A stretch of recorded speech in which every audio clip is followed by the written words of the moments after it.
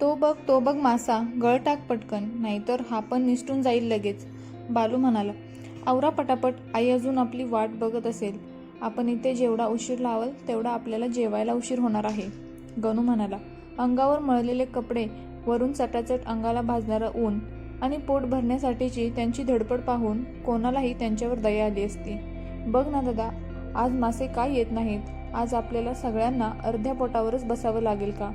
रमू उदास स्वराने गणूला विचारू लागला. खूप प्रयत्नानंतर त्यांना कसा बसा एक मासा हाती लागला. 5 मासे घेऊन ते घरी गेले. आईने मासे पाहिले, पण ती मुलांना काही बोलली नाही. तिला प्रश्न पडला, 5 मासे आणि या पोरांचं पोट कसं भागणार? तिच्या डोळ्यातलं पाणी टिपकलं. पोरांचं शिक्षण तर लांबच, पण पोटभर अन्न पण मिळायची पंचायत झाली होती.